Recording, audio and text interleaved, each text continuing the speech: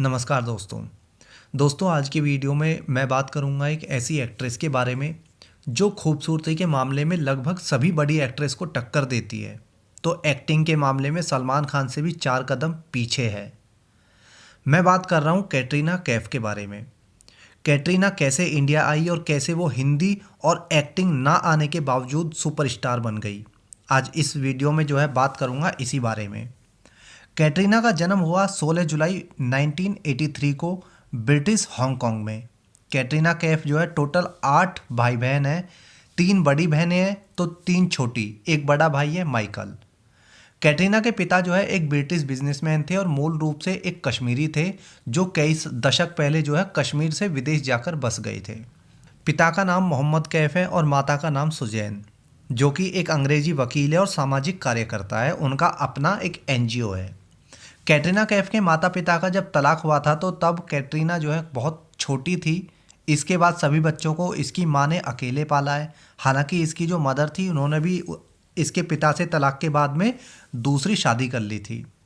कैटरीना ने 2009 में एक इंटरव्यू में बताया था कि वो अपने पिता से कभी भी संपर्क में नहीं रही, यानी इनकी माँ ने इनको पाला था बच्चों को, और कैटरीना अपने पहले पिता से कभी भी संपर्क में नहीं रही। कैटरीना ने बताया कि ये बचपन में कई अलग अलग देशों में रही, जो कि इसके कई अलग अलग देशों में इसके फादर का व्यापार था। तो इन्होंने अलग अलग देशों में रहने का मौका मिला इसी बहाने।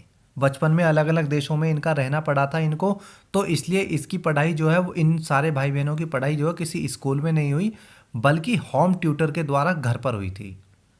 कैटरीना कैफ ने अगर स्कूल की बात की जाए तो उसने क्लास 3 तक पढ़ाई की है सिर्फ। कैटरीना कैफ जब 14 साल की थी तो उसने एक ब्यूटी कॉन्टेस्ट में हिस्सा लिया था। कॉन्टेस्ट जीतने पर उसने अपना पहला मॉडलिंग असाइनमेंट भी साइन किया, जो कि एक ज्वेलरी के लिए था। इसके बाद कैटरीना ने प्रोफेशनल तरीके से मॉडलिंग शुरू कर दी। कई अलग अलग कंपनियों के लिए मॉडलिंग की और लंदन फैशन वीक में सबसे आगे मुख्य रूप से दिखाई देने लगी। ऐसे ही एक फैशन शो के दौरान कैटरीना को फिल्म निर्माता कैजात गुस्ताख ने देखा और 2003 में उसे बूम नामक फिल्म के लिए साइन किया। बूम फिल्म आप सभी को याद होगी, जिसमें अमिताभ बच्चन था, गुलशन ग्रोवर था और साथ में जैकी श्रॉफ था, जिसमें कैटरीना ने काफ़ी ज़्यादा एक्सपोज किया था। इस फिल्म के दौरान ही कैट को कई और फिल्मों के ऑफर आए, कुछ तमिल फिल्मों के ऑफर भी आए और साथ में कुछ मॉडलिंग के ऑफर भी आने लगे। शुरुआती कई फिल्में बैक टू बैक फ्लॉप साबित हुई तो निर्माताओं ने कैटरीना को फिल्मों में लेना बंद कर दिया। हाल ये हो गया था कि जो फिल्में कैटरीना के पास में थी ऑलरेडी, उनमें भी उसे दूसरी हीरोइन के साथ में रिप्लेस किया जाने लगा। हालांकि कैटरीना ने उस दौरान कई साउथ की फिल्मों में भी काम किया था, लेकिन वो फिल्में भी असफल साबित हुई। फिल्मों में ना लेने का जो सबसे बड़ा कारण बॉलीवुड में बताया जाता था, वो ये बताया जाता था कि इसे हिंदी नहीं आती। तभी कैटरीना पर नज़र पड़ी अपने भाईजान की। ना खुद को एक्टिंग आती है, ना कैटरीना को एक्टिंग आती है। बस यहीं से सल्लू को उसमें अपनी बहन नजर आई, अपने जैसी दिखी और कर दिया कास्ट फिल्म मैंने प्यार क्यों किया में। बदकिस्मती से फिल्म हिट हो गई। कैटरीना चुलमान को भाग गई। अब सलमान खान वहाँ पर अकेला था, ऐश्वर्या राय के प्रेम का मारा था उस दौरान, तो कैटरीना उसे पराई दुनिया में कहते हैं अपनी सी लगी। उसके बाद दोनों का अफेयर स्टार्ट हो गया। यहाँ से कैटरीना जानती थी उसे ना हिंदी बोलनी आती है और ना सलमान खान की तरह एक्टिंग करनी आती है। कैटरीना को सलमान की ज़रूरत थी देखा जाए तो, और सलमान को कैटरीना की। इसके बाद कैटरीना को लगा कि फिल्में उसको मिलती चली गई। यहाँ से जब उसने सलमान खान से दोस्ती की और जितनी भी फिल्में थी सारी बड़े एक्टर के साथ में फिल्में थी। आप इसकी शुरुआत की जितनी फिल्मों को गौर से देखो तो चाहे वो सैफ अली खान के साथ थी, अक्षय कुमार, खुद सलमान खान के साथ में बैक टू बैक फिल्में आ रही थी, तो सारी बड़े स्टार के साथ में फिल्में थी। फेक खिलाड़ी कुमार और सलमान भाईजान के साथ में बैक टू बैक फिल्में कर रही थी, तो यहीं से अफेयर स्टार्ट हुआ अक्षय कुमार के साथ। अक्षय के साथ अफेयर की खबरें इतनी ज़्यादा मीडिया में आने लगी थी कि सलमान और कैटरीना के बीच, दूसरी तरफ अक्षय व उसकी वाइफ ट्विंकल के बीच में खटपट होने लगी। एक तरफ ट्विंकल ने अक्षय को कैट के साथ में फिल्में ना करने पर पाबंदी लगा दी, तो दूसरी तरफ कैटरीना के तार भिड़े रणबीर कपूर के साथ। सलमान खान का जो कैटरीना से ब्रेकअप हुआ था वो हुआ था 2008-9 में, और यही टाइम था जब रणबीर और कैटरीना का एक दूसरे की लाइफ में आना हुआ था। 2009 में एक मूवी आई थी अजब प्रेम की गजब कहानी, जिसमें रणबीर कपूर और कैटरीना कैफ एक साथ थे और दोनों का अफेयर जो शुरू हुआ था वो यहीं से शुरू हुआ था। लेकिन आलिया भट्ट के इन दोनों के बीच में आने से इन दोनों का रिश्ता टूटा।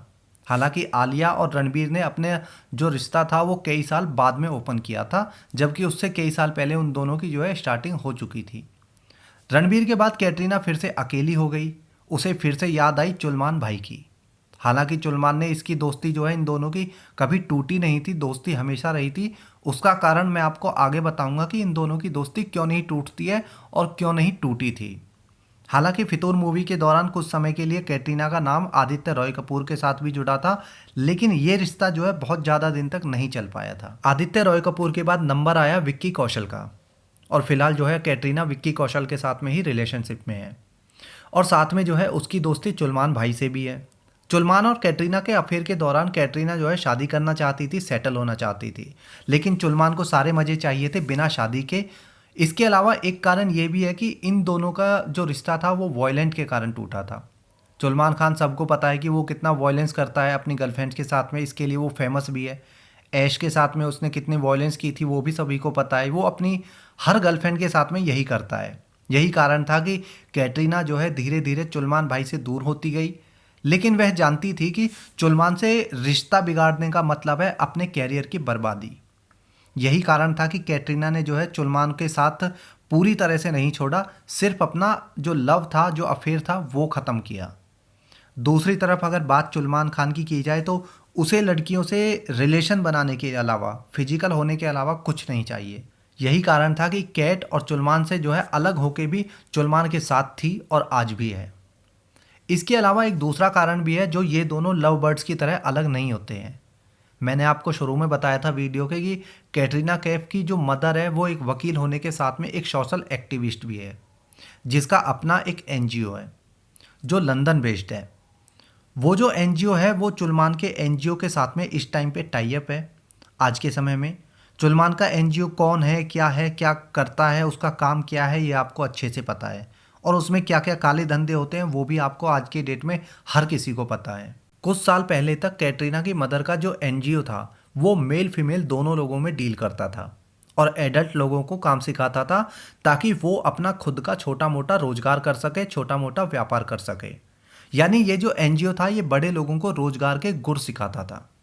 लेकिन हैरानी की बात है कि ये एनजीओ जैसे ही सलमान खान के एनजीओ से टाई अप हुआ, वैसे ही इसमें बड़े लोगों को रोजगार की जगह छोटी लड़कियों को, छोटे बच्चों को डांस और अलग अलग एक्टिविटीज सिखाई जाने लगी।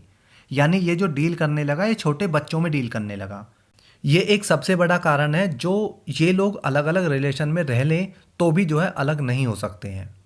इसके अलावा कैटरीना कैफ की अगर बात करूं तो बड़े बड़े बिजनेसमैन के घर पर ये शादी ब्याह में नाचने गाने का काम करती है, बल्कि ये भी कहा जाता है कि ये पैसे के बदले में बड़े बड़े बिजनेसमैन के साथ में रात भी गुजारती है।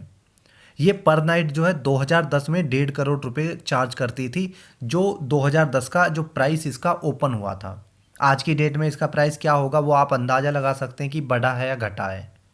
इसके अलावा रणबीर कपूर से रिलेशन के दौरान इसका एक एमएमएस भी वायरल हुआ था। वो भी आप सबको, बहुत सारे लोगों को पता होगा कि इसका एक एमएमएस काफ़ी ज़्यादा वायरल हुआ था इंटरनेट पर, जिसमें ये एक व्यक्ति के साथ में फिजिकल हो रही थी। हालांकि कहा यह भी जा रहा था कि वो लड़का जो है रणबीर कपूर था, लेकिन उसमें कुछ भी क्लियर नहीं हो पाया था। कैटरीना कैफ की आज की डेट में अगर बात की जाए तो ये हाईएस्ट पेड एक्ट्रेस है। आज तक इसकी एक भी फिल्म ऐसी नहीं है जिसमें इसने, जिस फिल्म को इसने अपने दम पर हिट कराया हो या जहां पर क्रिटिक्स ने इसकी एक्टिंग की तारीफ की हो। इनके खुद के जो है खरीदे हुए क्रिटिक्स होते हैं, लेकिन बावजूद इसके कभी भी किसी क्रिटिक्स ने इसकी एक्टिंग की तारीफ नहीं की।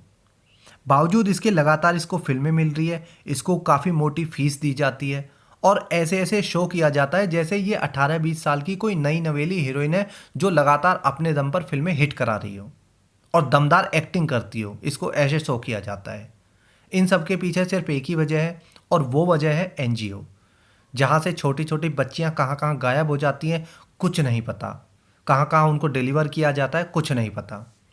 सलमान का एनजीओ तो ऑलरेडी इन सब में इतना अंदर तक घुसा हुआ है। यही कारण है कि इसकी जो डिमांड है वो लगातार बनी हुई है और लगातार बनी रहेगी जब तक इन दोनों के ये एनजीओ हैं। कैटरीना के बारे में कुछ और पॉइंट्स हैं जो जल्दी ही दूसरी वीडियो में शेयर करूँगा। इस वीडियो में इतना ही। जय हिंद।